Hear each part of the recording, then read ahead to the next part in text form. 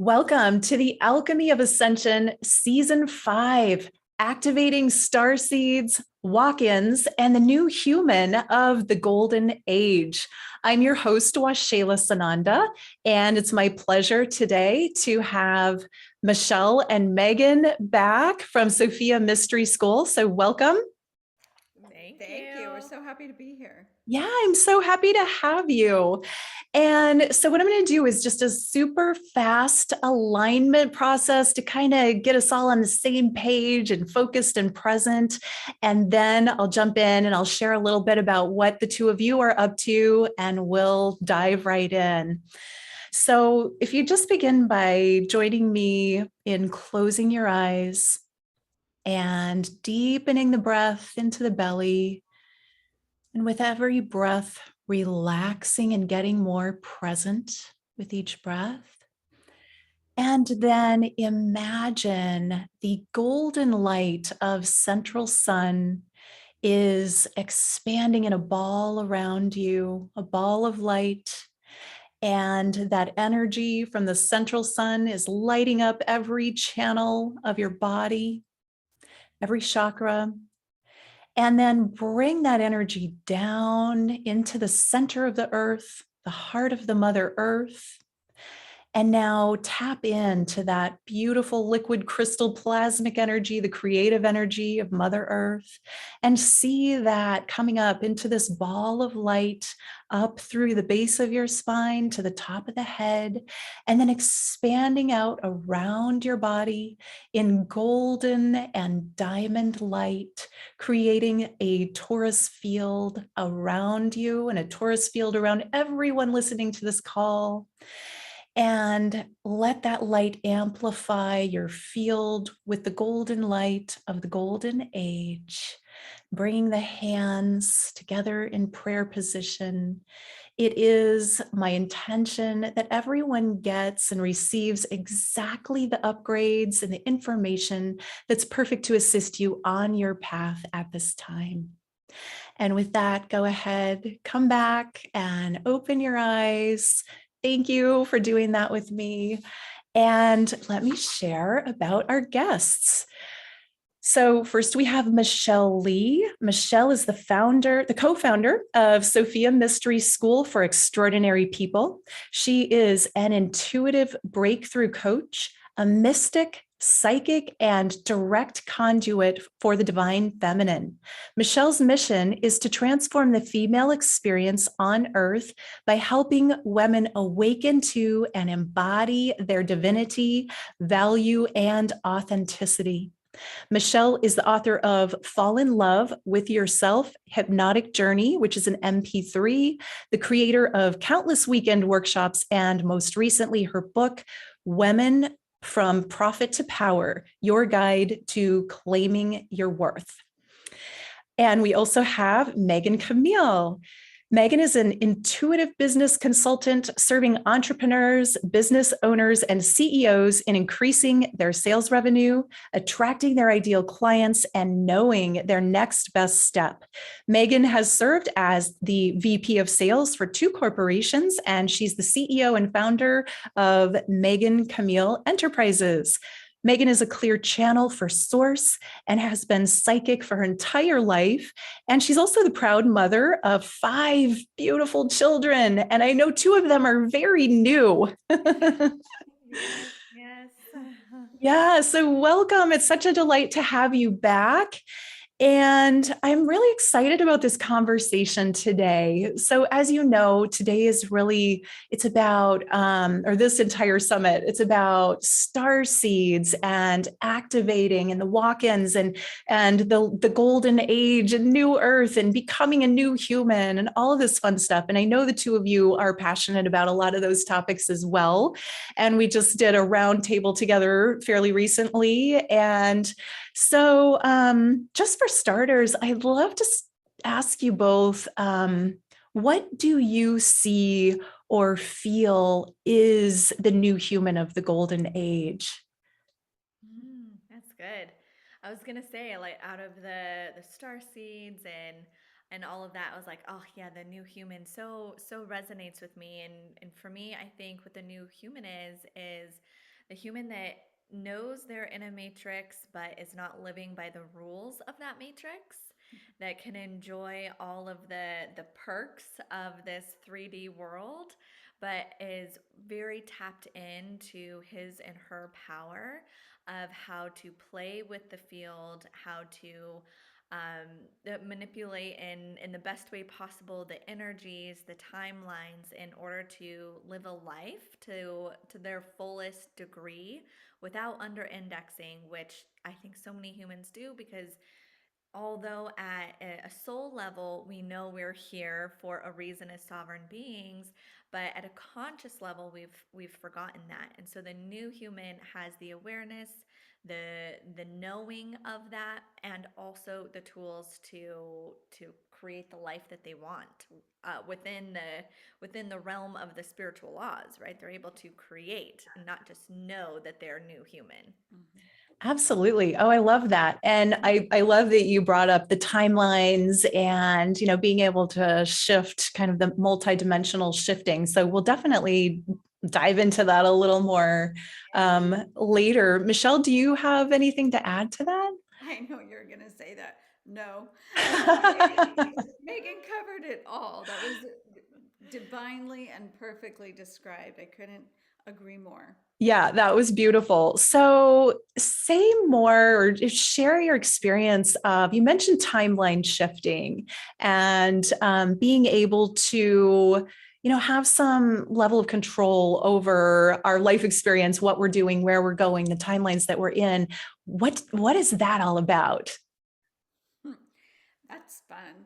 It, Waxela, I know you're a student of Dr. Joe Dispenza, and I got to go last February. But before that, I got his book, Becoming, what's the word? Supernatural. Supernatural. And I got that book specifically to shift timelines because I found myself in a situation that I didn't know how to get out of in a normal human way. Mm. And so I purchased the book right away, read it really fast, literally made myself read it all day, did meditations, and applied that to shifting timelines. Being in a situation that I didn't know, it was a very supernatural situation, having an experience that I knew I didn't have to have, and it clicked in me. There's a timeline that I am in, there's an aspect of me in a timeline that is not having that experience. And I am choosing to access that timeline now. And that was my first experience. And that was probably 5 years ago. And so now, Megan and I both, Megan does readings where she sees potential timelines for people. I'm really good at just selecting the timeline. Like, this is where I'm going and living from that frequency until I become one with that timeline. So we have infinite timelines. Everything already exists. We don't have to create it. We're simply resonating with it. I love that. Yeah. So, that just kind of opens up a whole can of worms. On I know there are a lot of different methodologies around that, but it's a pretty esoteric concept, the idea of being able to choose the timeline that you're in. And everybody has, everyone that I've spoken to that knows or has some proficiency with this has their own style, their own way of doing it. So, can you give a little bit of understanding or unpack that a little bit on how do you do that? How do you step into the timeline where you want to be and get out of the one that you don't want to be in? Yeah. Go ahead. I think it all comes down to frequency, right? It's all frequency. The timeline that you're in now resonates with who you're being. And so when we want to shift a timeline, we get to be that frequency, and then we get closer and closer. I call them micro adjustments, right? Micro adjustments. In which way can you shift your frequency by just a little that it goes up, and then really compound those micro adjustments. And over some time, it creates the macro adjustment where now you're in a different timeline. where some people get hung up is expecting everything to look different. But when you look at, if we use wealth as an easy example because it's so quantifiable, that there are poor people right next to rich people, they're having very different experiences. Those are literally different realities, they're different timelines, and you have you have the option to resonate with whatever one. So it comes down to frequency. And then frequency also gets to be boiled down into, well, what is making my frequency? And it's your thoughts, and it's where you're spending most of your energy.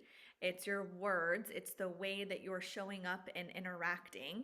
All of that creates the frequency. And then the frequency allows you to resonate with a timeline that you want. Now, that doesn't mean that you don't see other timelines, but it does mean that you can be in the presence of someone in a different timeline and still be having your own experience, right? They might be in turmoil, you can still be experiencing joy and still have a compassionate heart, but still in your frequency, your timeline.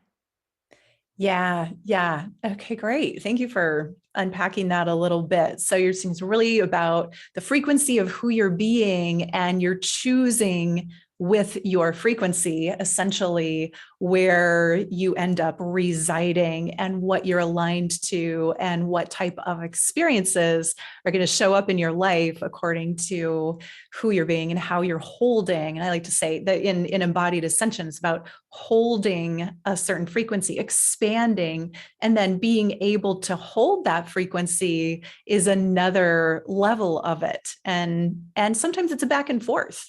Like you can, shift in and out of some higher frequency states of being. And it definitely takes a level of adaptness to be able to stay and hold that high frequency. Michelle, do you ever feel like maybe it was a one-time thing, we don't have details here, but like, do you ever feel like you kind of go back and forth or up and down in that experience? Or is it more of a, like, you got there and you stayed? In that first timeline shift, I got here and I stayed. I got here and I stayed. It was, but now shifting timelines, you definitely, because they're more subtle timelines for me now. That one was like one particular thing that was going on, one circumstance that was going on. I was like, okay, I am eliminating that circumstance entirely. So there was no reason to shift back and forth. But when it comes to like shifting timelines in business, in income, in relationship, you can kind of feel there's more habits, right? It's like, oh, I just fell into the lower density again, right? I was like, oh, I get to remember. Like people will say, I want to create wealth so I don't have to worry about money anymore. Well, you don't have to worry about money now, right? So Yeah. it's that kind of shift. Oh, I don't have to worry about money. I am taken care of. And moving into that frequency, and then you find out, oh, I went back into that habit of worrying again, and then going back, right? So it's a higher level of faith, really shifting timelines, and it's knowing that every timeline is available. Yeah. Everything is available. Yeah. Yeah. And what we practice, you're really speaking into what the thoughts and the behaviors, but really the mental attitudes that we practice become our experience. They create our experience. Yeah. Yes. Yeah. Okay, so one of the topics we get to talk about today is being in flow and what it means to live in flow. I want to hear all about this. So I'll just let you take it. What does it mean to live in flow? You can start. Okay. Well, gosh, it's where everything is flowing. It just feels like everything is going your way, right? And if there's something that doesn't feel like your way, you're able to see how it is serving you. And so we've actually talked about just recently, because I've been in such a great flow. We both have, but I'm talking about me right now.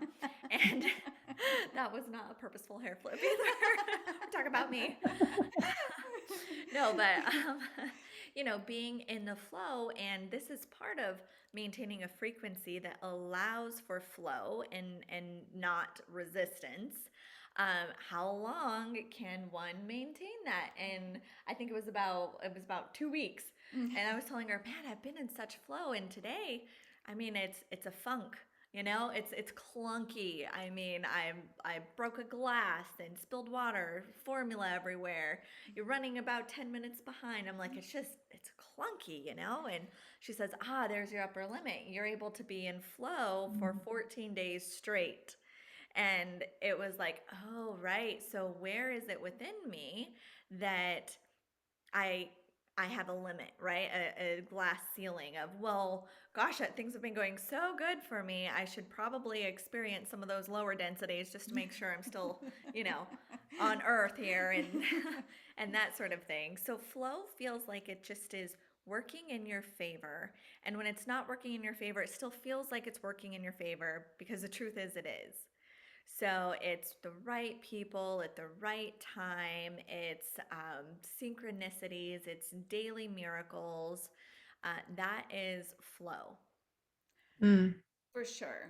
And I think, and maybe you were going to go there, is finding your flow is requires self awareness and requires you to be willing to say no, discover where your resistance is, and honor that and go, okay, it doesn't work for Megan. Megan has a very small window where she focuses on business and where she achieves the most, 3 to 4 hours a day, right? Megan had to really have faith that she could do that in 3 hours a day. That was a transition. Going to One thing I had to transition is that I could relax, right? Being an entrepreneur, thinking, okay, I've got to be working constantly. I was working, I would take a lunch break, I would take a dinner break, and after dinner, I was working. And Megan was like, Mom, you've got to find your flow. I was exhausted, I was burned out, I was frustrated because I wasn't getting the results. But when I found that, if I, I want to go for a walk and connect with nature in the middle of the day, or I want to relax in a hot bath in the middle of the day, or go to Pilates later in the morning and start my workday at noon and just go noon to 4, right? I've really developed my calendar where Mondays and Fridays are off. Mornings, I don't see any clients. So Tuesday, Wednesday, Thursday afternoons are my client times. And so I really pulled back and found my flow, what really works for me, and honoring my whole self all of the time. Right? It's not like, I get to honor myself after work, or I get to honor myself after I have this many clients, or I get to honor myself after I write these emails. I get to honor myself now. And, we both doubled our incomes last year by finding our flow. We started the Sophia Mystery School last year, and that was profoundly successful in the first year. And we did all of this by being in that disconnecting from the matrix and finding the way we do business. Wow, I love that. So you're doing your self-care, you're working fewer hours a day, and you're doubling your income. That's a nice flow. Yes, I love that. And so, I know we can't reveal everything in the amount of time we have, but could you give some ideas on, I mean, I know you mentioned the self-care and stuff, but what can people do to help them in their lives finding that balance and that flow so that, and I think you spoke into a really important thing. It's when you're stressed out, or you're putting all those hours in and you're not honoring yourself, and beautiful terminology there, then you lose touch with what's important. You lose touch with that balance. So what can people do? What are some of the things that can help people find their flow? First, you get to look at what rules you're living by that doesn't feel good, right? Where are you living in a way that doesn't feel exciting and honoring you. And that's where I would start. And for Michelle, it was all those hours that she was working. It wasn't making any sort of difference, right? It wasn't like increasing her enjoyment, it wasn't increasing her connection, it wasn't increasing money, right? So there is a space that was dishonoring herself, and it was a rule of, well, gosh, I have to work hard in order to make money, right? I have to earn that. And so for me, I always look in the same way. I reflect, where am I living by a rule that I don't actually like? It just is a matrix rule, right? Is that a Yeah. matrix rule, or is that a personal value, or is that a spiritual law, right? Kind of deciphering between all those things that we've put in one bucket as if they're all the same, and they're not. So some of the ways that I tap into my own flow and honor myself is totally self-care. And sometimes that does look like massages and nails and that kind of thing. But it also looks like eating really healthy, and sometimes that doesn't feel like self-care. Right? Sometimes that feels like, but I don't want to eat this, I want pizza, or something that I know is not going to support vitality, my vitality, right? But it was a self-love choice to go this direction instead of glutinous cheesy pizza. That's just something for me that has me heavy the next day. And definitely creating space for what I think is the most important piece to anybody being tapped in and tuned in, is that quiet time where you are only with yourself and source. Right. And so for me, that is about 2 hours a morning. I used to be able to get away with 45 minutes, but it seems like the number of kids means I get longer, right? If I'm going to be a good mom to 2 kids, I need 45 minutes. If it's 5 kids, I need 2 hours, right? And so in that time, and it gets to be different for everyone, but for me, I journal, I meditate, I do my manifestation creation list, I read. I inundate my mind really early on. We're so hypnotized. We talk about dehypnotizing ourselves and then rehypnotizing, right? And so I am listening to something that I've already listened to multiple times, but it's always playing. And so when I start the morning, when I start the day, I've already connected to source, my higher self, and I've been inundated with what is of high frequency, what I want to create. Nice. I love that you expanded your time with more kids. Most people do the opposite of that. The more kids means less time for me. How did you find that? Like, where did you hire someone? I mean, because the babies aren't going to take care of themselves, right? No matter how much you offer to pay them. They're like, no. Um, so this was a huge breakthrough for me. I was sure before I had the babies that I knew that time was an illusion, and we weren't confined by the 24 hours, and everybody had 24 hours, and there are some people that were doing a lot with that 24 hours. Those people do not have twins. And if they do, it's because they've tapped into the truth that time is an illusion. And so there was an adjustment period, right, where I didn't do my morning routine, where I was really choosing between sleep deprivation or meditating, and I went for to sleep and not have that deprivation. But I always held the vision, I know that this is temporary. My next step is to create the space for me, right? My next step is to create that space for me. And so it was choosing the challenge of learning how to include Sophia and Snow in our life. And then it was doing something that before I thought I couldn't, which was wake up at 4:30 in the morning. Wow. So I wake up at 4:30 in the morning instead of 6 o'clock. And now my time is more potent. And this is how you hack time: you make the time more potent, right? The way you show up is more potent. The what you charge is more potent. What you deliver, how you connect, all of it carries a a stronger force behind it. It's concentrated. Concentrated, yeah. Yeah. Yes, Mm. it's concentrated. And Sophia and Snow, along with Samson and Salem, get to know the importance of honoring ourselves. Mm. Wow, yeah. Love that. I did a similar thing when my son was a baby. And it wasn't my intention. It's just I would get woken up every morning at 3:33 and I would meditate for 3 hours before he woke up. And that lasted for 3 months.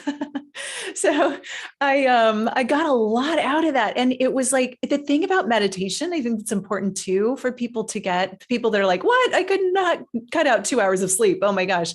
Meditation balances you. I feel like I've slept after a meditation. I feel, I think it's very balancing. So you actually can have less sleep and meditate and still feel like you got the full 8 hours or whatever. Yeah, especially if Yeah. you're willing to go through the transition, Yeah. right? I mean, if you have hypnotized yourself to believing I need 9 hours or 10 hours of sleep to be who I really am, right? As long as you're willing to let go of those stories and go Mhm. through the transition, because every morning I'd wake up, I'm like, do I really want to do this? Do I? Do I? And I do. Awesome. Yes. I love that. So Michelle, I know you have a process to share with us. Would you like to do that now? I would love to. I would love Okay. to. This is a process I taught our Sophia Mystery School students. I also use it with my private clients. And it's about reclaiming your power. And to take it, not all of my clients are as esoteric, but I can go really esoteric here. And as souls, we have experiences in all of our lifetimes, but I focus on this lifetime. We have an experience and we relinquish our power to that. So we leave like parts of our power in different areas of our life. Like if you had trauma as a 7 year old, then there's some of your power back there, right? And who you became, who you are now as a result of that trauma has shifted. So the process that I take my clients through, you first do some EFT tapping. We won't do that right now.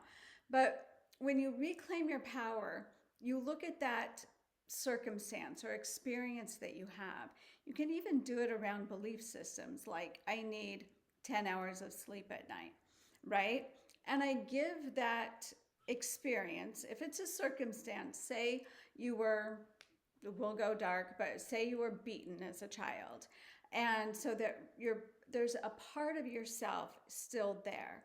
So you actually see yourself. I'll take everyone through this. So come up with an experience or circumstances you want to reclaim your power from.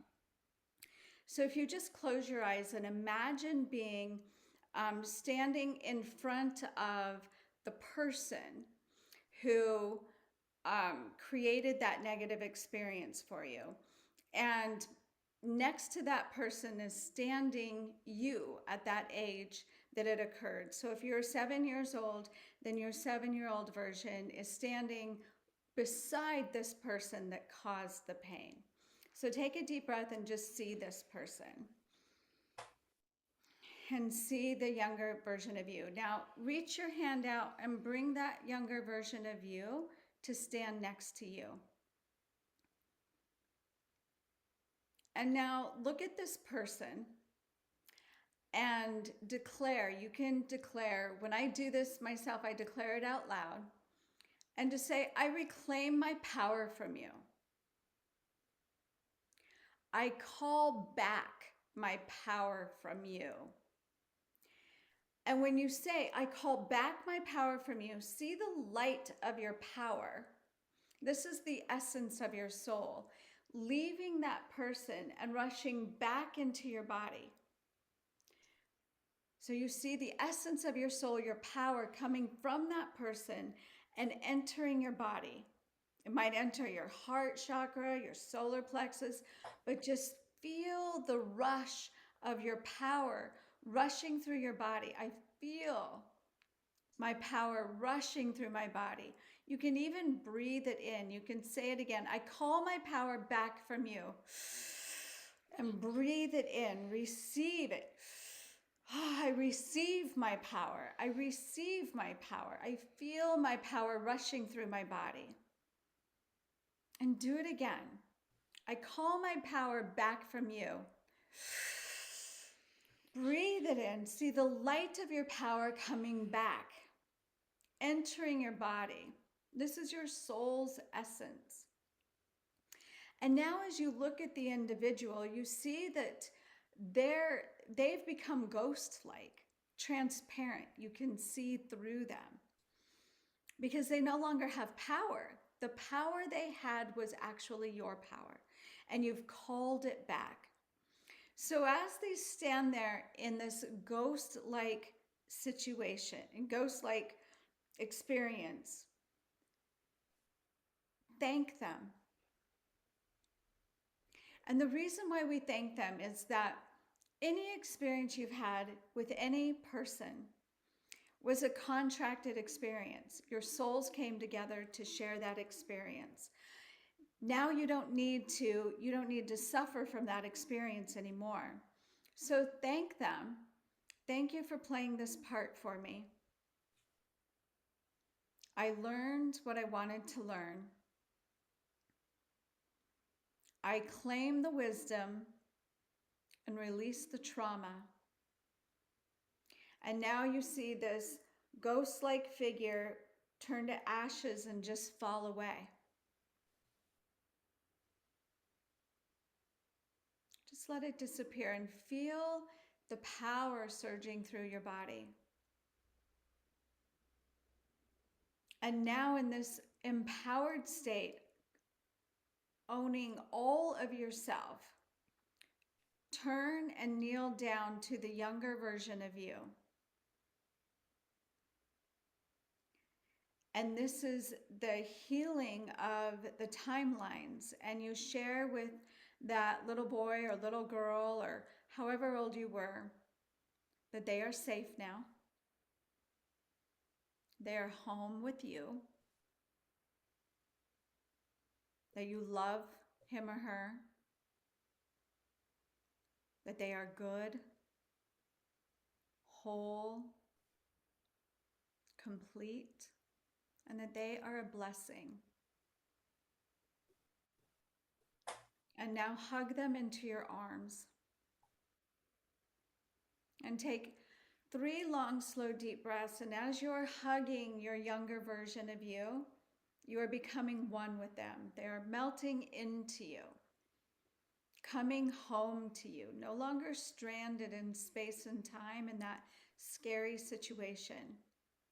They're home with you, safe and secure.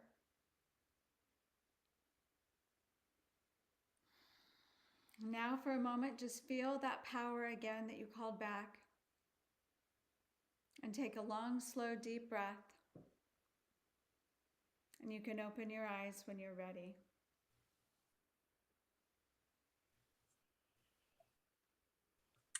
Beautiful. Wow. Thank you.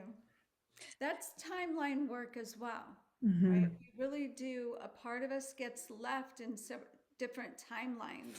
And that's why we unconsciously are triggered by past experiences, because there's a part of us still living it. And now in this new age, in the Ascension, we're calling back all pieces of us. Mm-hmm. And what I've discovered is doing this in my current lifetime, it began to happen for past lifetimes during my dream state. Mm. Beautiful. I have a question about the process. So if somebody's doing that with a loved one, like a family member, someone that you really care about, I mean, you never want to like take someone's power, right? Because we don't do that.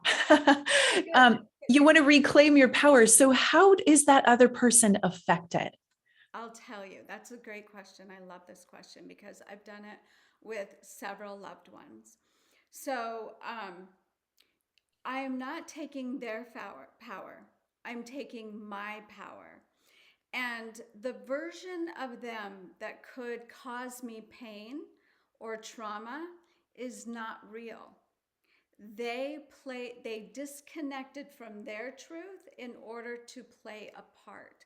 So they are actually freed from that version of themselves because I'm no longer holding them in that space. So when we see them in front of us, it's not their true divine self we're seeing. We're seeing the aspect of them that could do harm. The shadow self. The shadow self, yes. Yeah. Okay, I love that.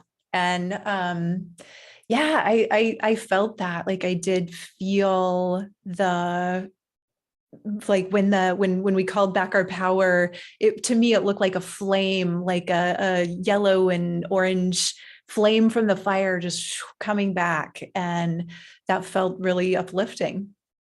Good, good. I love it. I feel like I've had coffee after I do it.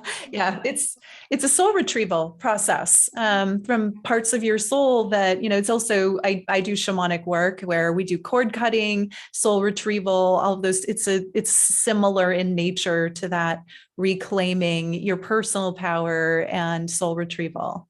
So Absolutely. beautiful, beautiful. And anyone could do that. And it doesn't take long. So I can see going through, all of the traumatic experiences from a lifetime and just reclaiming all of the power back. Absolutely. Yes, amazing. So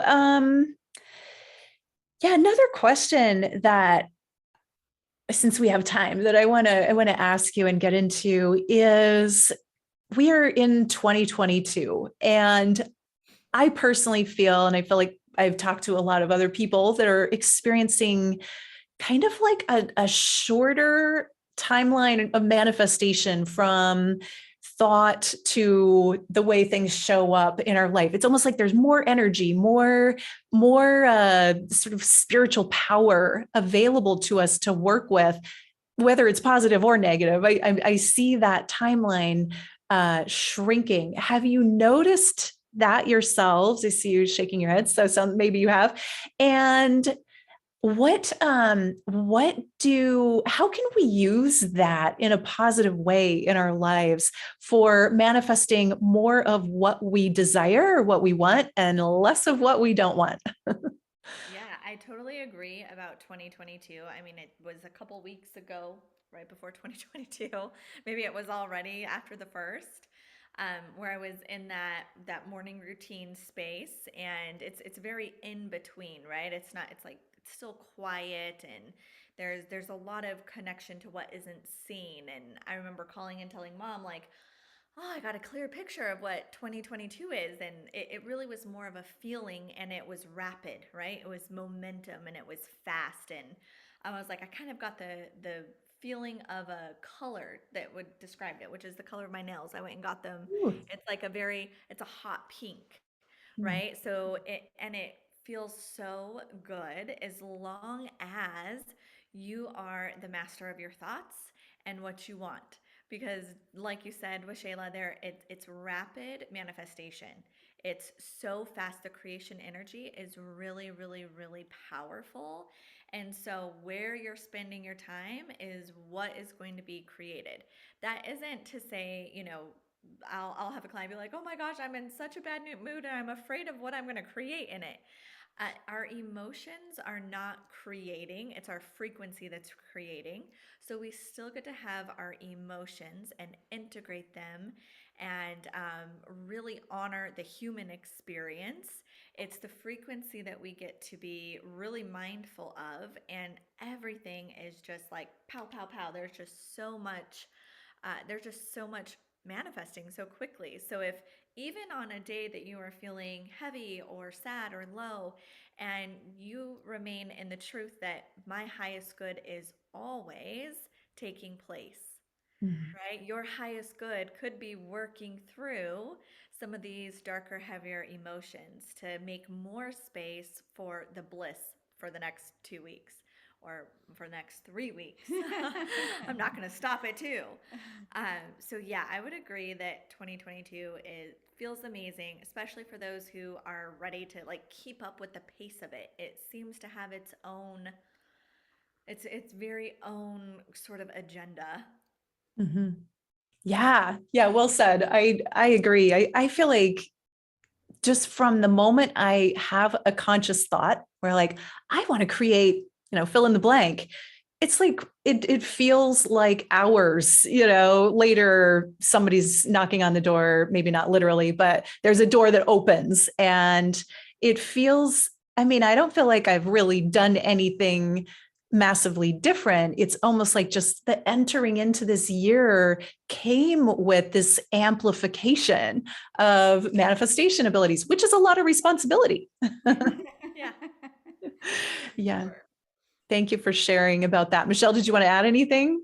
No, I agree completely with Megan. I get the same sense, being very clear, very intentional, and buckle your seatbelt.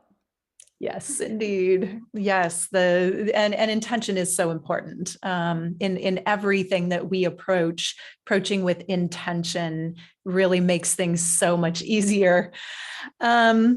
Okay, well, we are getting toward the end of our time together, and I definitely want to hear about, you have an amazing free gift or two for us, 10 simple ways to increase your frequency for Ascension, plus a raise your frequency daily checklist. Do you want to tell us about that?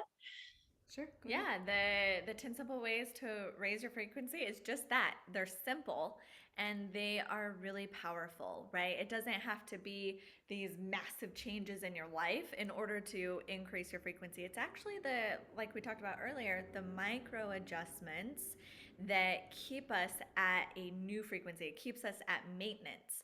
Right? So when you move into a new frequency, now you get to maintain it. And then you up level again, maintain, up level again, maintain. And so these are just 10 simple ways that help you maintain whatever frequency you're choosing. But because of the actions in them, they are geared toward a higher frequency, right? And then the checklist is to help keep you accountable. Like, all of the 10 things in there are things that can be done in a single day. Oh, wow. And yeah, they're all something that can be done in a single day. So the checklist is there to really bring what you're doing in the energetic down to the physical. Ah, yes, I did that today. Check. Right? So you're staying on top of it, you're staying committed. And yeah, that's that. I love it. And would you do that? Is this something you do daily? Yeah. Okay.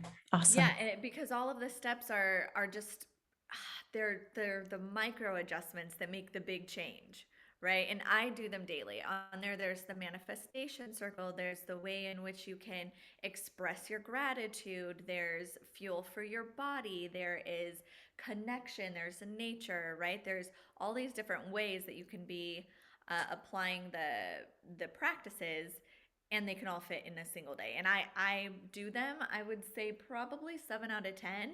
Because sometimes I forget the nature piece. I'm like, I need to go outside. So yeah. So important. Yeah. Wonderful. So I'll be sure to have the link so people can grab that in the show notes and on your speaker page.